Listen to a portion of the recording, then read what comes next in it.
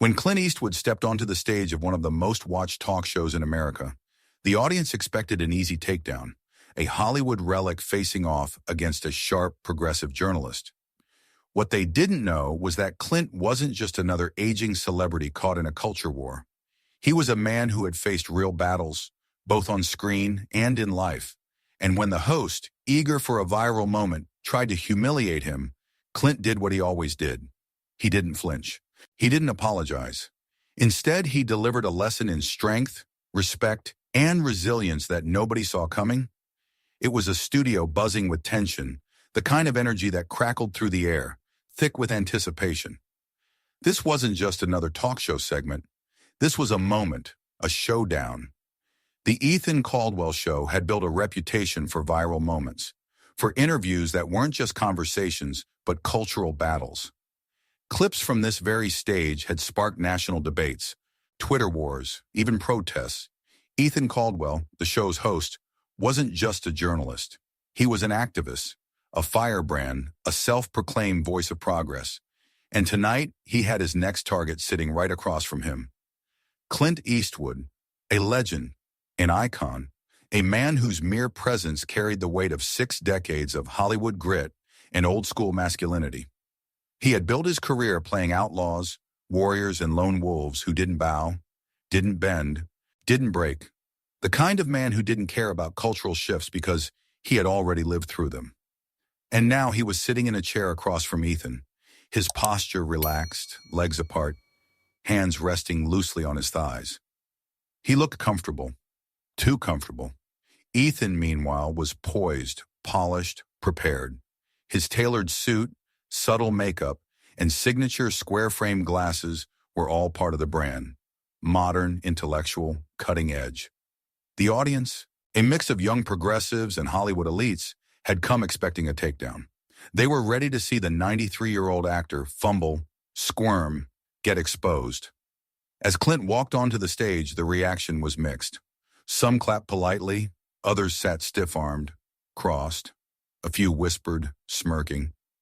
Ethan, seated with one leg elegantly crossed over the other, extended a manicured hand as Clint settled into his chair. "Mr. Eastwood," he said, smiling like a fox who just invited the hen to dinner, "it's an honor to have you here." Clint nodded. "Sure." The room tensed. Ethan kept the grin, but his eyes sharpened. The game had begun. Ethan folded his hands in his lap, a posture that screamed control. He started warm, friendly, disarming. "You're a legend, Clint. No doubt about it." The audience clapped on cue, a few even cheering. Clint gave a small nod of acknowledgement, his face unreadable. Ethan continued, his voice smooth, too smooth. "You've had a career spanning generations. From the gunslingers of the Wild West to the war heroes, the tough, no-nonsense men who fought, survived, and never backed down." A pause, a shift, a smirk. "But times are changing. Do you think the traditional tough guy masculinity you represent is, well, outdated?" The audience chuckled. Some leaned forward, sensing the setup. This was it. The first jab, the first chisel at the statue. Clint exhaled through his nose, slow and measured. Then he leaned back, his arm resting across the chair, eyes locked on Ethan. He smirked. "You tell me," he said, voice low and steady. "You think being strong is outdated?" The room froze for half a second. Ethan tilted his head, eyes glinting. He was good at this. He'd had these conversations before. He'd brought down politicians, CEOs, actors who didn't know how to dance around the cultural landmines.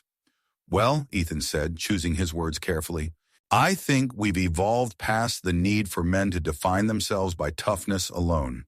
Clint tilted his head, not in confusion, but amusement. "Is that right?" Ethan pressed forward, confident now. "I mean, look around.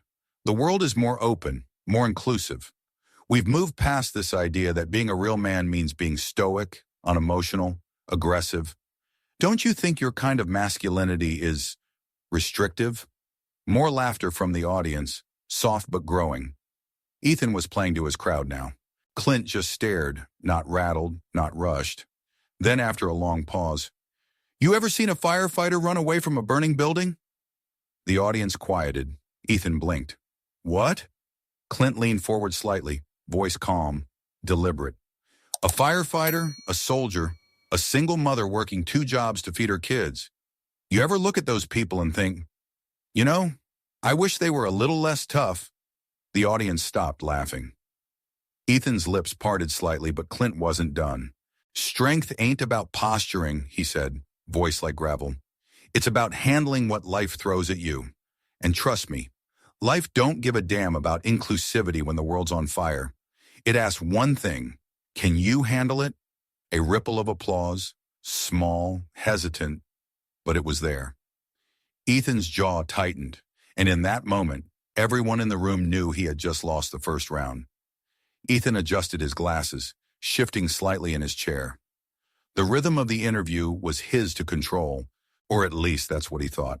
This was his territory, his audience, his home turf. Time to tighten the noose. You've played strong, stoic men your whole career, Ethan said, his tone smooth, confident.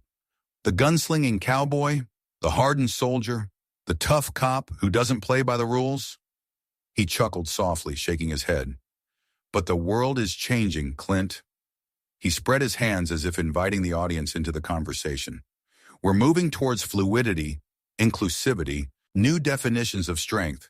Strength that isn't just about being tough, but about being open, being vulnerable. A murmur of approval ran through the crowd. Ethan didn't slow down. Wouldn't you say, he continued, eyes narrowing, that it's time for men like you to step aside and make way for a new kind of masculinity? Boom! The audience erupted. Loud claps, scattered cheers. The younger viewers leaned forward, some nodding, eyes alight with anticipation. This was it, the moment. Ethan had framed Clint as a relic of the past, an outdated symbol of masculinity that had no place in the modern world. He leaned back in his chair, crossing his legs, a smirk twitching at the corners of his lips. This was how these things went.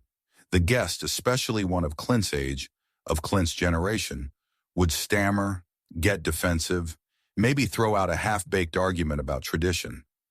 Then Ethan would go for the kill. But Clint, he just smirked, rubbed his chin, and waited. The silence stretched. Ethan's smirk faded just a little. The audience, sensing the shift, quieted. Then finally Clint spoke, his voice low and deliberate, cutting through the studio like a blade. Strength doesn't have an expiration date, kid. The words hung in the air. No rush, no fluff, just a simple, undeniable truth. Ethan blinked. The audience shifted, but Clint wasn't done. Men and women, hell, people, have needed strength since the dawn of time. He leaned forward, locking eyes with Ethan. And I ain't talking about muscles. I'm talking about standing tall when life knocks you down. The tension in the room changed. Ethan sat up straighter, trying to regain his footing. But Clint, he said quickly, isn't the whole point that we need to redefine strength? That toughness alone isn't enough anymore. Clint tilted his head, amused. You ever see a single mother working 3 jobs to feed her kids? His voice was calm, but his words carried weight. Ethan hesitated. Yes, that's strength. Silence. You ever see a guy hold his family together when everything's falling apart? Another pause. That's strength. A few people in the audience nodded. Clint's voice never wavered. Strength ain't about yelling the loudest, ain't about throwing your weight around. It's about knowing when to stand your ground. The audience wasn't laughing anymore. Ethan, sensing the energy shift, leaned in. He wasn't done yet, and neither was Clint. Ethan leaned forward, his hands folded neatly on the desk, his carefully curated calm barely concealing the sharp edge in his tone. The energy in the room had shifted, but that didn't mean he was about to lose control. Not yet. He had a job to do, and that job was to expose Clint Eastwood as a symbol of the past. A man clinging to outdated values in a world that had long since evolved beyond them. But Clint, Ethan said, his voice slow, measured, don't you think masculinity itself is harmful? A pause. The audience clapped in agreement. The whole tough guy thing discourages men from expressing vulnerability, he continued, his confidence growing. It upholds a toxic system that excludes women, non-binary people, and people like me, transgender individuals who redefine gender itself. The audience cheered loudly. some even standing up. Ethan had played his best card. He could feel the momentum shifting back in his favor. Clint just watched him, unfazed. Then slowly, he tilted his head, studying Ethan like a man sizing up a wild horse, deciding if it was worth taming or just letting it tire itself out. And then, without a flicker of hesitation, he spoke. "You ever seen a firefighter run away from a burning building?" The audience stilled. Ethan's smirk faltered. "Excuse me?" Clint's voice didn't waver. "A soldier refused to defend their country?" A deep silence settled over the crowd. "A single mother quit because things got hard?" Even the applause from before felt like a distant memory. Then Clint delivered the gut punch. "The world doesn't care about your pronouns when it's on fire. It cares if you can handle the heat." Dead silence. A few gasps rippled through the room. Someone in the back coughed. The host's jaw clenched, and for the first time that night, Ethan Caldwell looked unsure. A murmur ran through the crowd. It wasn't the enthusiastic, mocking laughter from earlier. It wasn't the smug satisfaction of watching a Hollywood relic stumble. It was uncertainty. Some nodded, some shifted uncomfortably in their seats. A few audience members even exchanged glances, as if silently reevaluating the conversation in real time. Ethan let out a tight chuckle, trying to shake off the moment, reframe it, redirect it. He flicked his pen between his fingers, forcing a smirk. "So what you're saying, identity doesn't matter?" Clint shrugged. His expression relaxed. The tension didn't touch him. He was a man who had walked through storms before and come out dry on the other side. He took his time, let the weight of the silence sink in. Then finally, "I'm saying, when life gets tough, people don't ask if you're woke. They ask if you can survive." Boom. The audience erupted. Not just polite applause, not just a smattering of hesitant approval. Thunderous, roaring applause. People stood up, clapped, cheered. Some looked stunned, like they hadn't expected to agree but couldn't help themselves. Ethan's smirk disappeared. For the first time in the entire interview, he looked rattled. He shifted in his seat, forcing another strained laugh. But the power dynamic had already flipped. This wasn't his stage anymore. It belonged to Clint. Ethan forced a smile, the kind of smile that a poker player gives when he realizes his hand isn't as good as he thought. He sat up straighter, adjusting his suit jacket, trying to regain control of the moment. "I hear you, Clint, I do," he said, voice smooth but just a little too forced. "But let's be honest, your views are from another era." A chuckle rippled through the audience, but it wasn't as strong as before. Some laughed a little too late, unsure if they were still on the winning side of this exchange. Ethan pressed on. "We're evolving past that now. Don't you think it's time to move forward?" He leaned in slightly, hoping to frame Clint as the stubborn old man refusing to keep up with the times. Clint raised an eyebrow. Then he did something unexpected. He laughed, not a full laugh, not mocking, just a low, amused chuckle. "Moving forward," he repeated, voice carrying that signature gravelly weight. He shook his head, looking out toward the audience like he was talking to them, not just the host. "You sure about that?" The air tightened. "'Cause from what I see," Clint continued, his voice low but commanding, "people today are more miserable, anxious, and lost than ever before." Ethan's face twitched. "Back in my day, people built things," Clint sighed. "Now, they tear things down." The audience reacted. Some clapped, others shifted uncomfortably in their seats. A few people crossed their arms like they didn't want to admit he had a point. Ethan glanced at his producer off camera, sensing the conversation was slipping away from him. He needed to regain control, fast. Ethan inhaled sharply through his nose, forcing another tight-lipped smile. He wasn't done yet. "All right, Clint," he said, lowering his voice, trying to sound thoughtful. "But don't you think the world should be more inclusive? Shouldn't we embrace change?" He leaned forward, waiting for the knockout blow, waiting for Clint to finally fumble. Clint didn't even blink. Instead, he leaned in too, just slightly, just enough to make it personal. "Inclusion, Clint," he said, voice calm and steady, "ain't about forcing people to agree with you." He let the words hang in the air for a moment. "It's about letting people think for themselves." Boom! The crowd erupted. It wasn't just applause now. It was cheers, loud, undeniable cheers.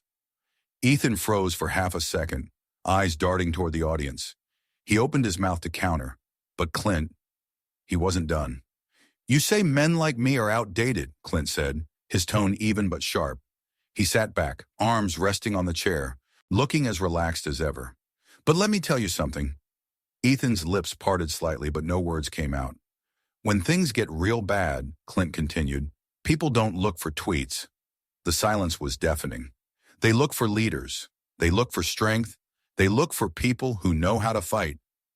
Ethan's face was blank. The room felt like it had stopped breathing. "And that," Clint said, leaning back with a smirk, "ain't ever going out of style." The studio erupted. Applause, cheers, even standing ovations. Ethan looked around, his control of the room completely shattered. This wasn't the takedown he had promised his audience. This was an awakening. The screen faded to black. Commercial break.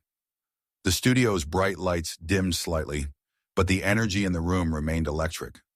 It wasn't the triumphant, victorious buzz Ethan had planned for. It was something else, something uncontrolled, something bigger. Ethan exhaled sharply, adjusting his tie, eyes darting toward the producers behind the cameras. His hands were tight on the cue cards, knuckles slightly white. He knew what had just happened. He had lost control. The producers huddled backstage, whispering frantically into headsets. "That's going to go viral. Cut the best clips before someone else does. Spin it, make it look like Ethan was in charge the whole time." Too late. The audience members were already tweeting. Within minutes, clips of the exchange flooded the internet. "Clint owns woke media. Strength versus toxic. Eastwood versus Caldwell." A video of Clint's mic drop moment. "The world doesn't care about your pronouns when it's on fire. It cares if you can handle the heat." Racked up millions of views within hours. Twitter, TikTok, Instagram, Reddit, everywhere. Some praised Clint as the last real man in Hollywood. Others attacked him, calling him outdated, problematic, a relic who refuses to evolve. Ethan's network went into full damage control mode. By the time the show finished airing, they had already released a carefully worded statement. "We encourage open and honest discussions on our platform. While we may not agree with every guest, we respect differing perspectives and remain committed to progress." A non-apology, a weak deflection, and nobody cared. The moment had already slipped from their hands. And Clint just went back to work, unbothered, unapologetic. And as the debates raged on, one truth stood above the noise. Strength isn't about gender. It isn't about labels. It's about who stands tall when the world is falling apart. This story was intense, but this story on the right-hand side is even more insane. The internet was a war zone. TV networks flooded their morning shows with debates. Did Clint Eastwood just expose the hypocrisy of woke media? Was this a defining moment in the cultural conversation? Is masculinity under attack? Pundits argued back and forth, some praising Clint for speaking truth, others calling him reckless, dangerous, a symptom of toxic nostalgia. And yet, while journalists and celebrities scrambled for their next hot take, something bigger was happening. People, ordinary people, were watching Clint's old movies. Rocky, Rambo, Dirty Harry, Unforgiven, Gran Torino. Young men and women who had never connected with his work before were suddenly seeing his films in a new light. "Damn, I never really got Clint Eastwood before, but now I respect him. Watched Gran Torino last night for the first time. That's a man who doesn't back down. My dad always told me to watch his movies. Now I get why." Even an old clip of Clint resurfaced, a quote from decades ago. "Respect isn't given, it's earned." It went viral, millions of shares, captions like, "This is why Clint Eastwood is still relevant today. This is what they don't teach anymore." Meanwhile, Ethan Caldwell was drowning. He tweeted defensively, "Healthy debate is important, but let's not pretend outdated ideas should be celebrated." Nobody listened. The replies buried him. "Cope. Stay mad. You got owned. Just take the L." Ethan's network moved on quickly, shifting focus to new controversies. His interview just another viral moment that came and went. But Clint, Clint just went back to work, unbothered, unapologetic. And as the debates raged on, one truth stood above the noise. Strength isn't about gender. It isn't about labels. It's about who stands tall when the world is falling apart. In the days that followed, the dust settled, the hashtags faded, and the talking heads moved on to the next controversy. Ethan Caldwell's star dimmed, a cautionary tale for those who mistake outrage for insight. But Clint Eastwood, his legend only grew. He remained a symbol of something enduring, the quiet courage to speak your mind, the strength to stand your ground, and the unwavering belief that some values never go out of style. He proved that experience still means something, and history is worth considering. But here's the thing, folks. While the internet explodes and fades, the important stuff always stays around, right? What do you think it really means to be strong in today's world? And more importantly, how can we, as a society, build people to be strong rather than strong feeling? If this story struck a chord with you, please hit that subscribe button. Leave your thoughts in the comments below. We want to hear what you think. Share it with your friends and family. Let's keep the conversation going. And remember this. Don't let anyone tell you what kind of strength you should have. Forge your own path. Stand for what you believe in, and never back down from a fight worth fighting. Because in the end, that's the kind of strength that truly matters.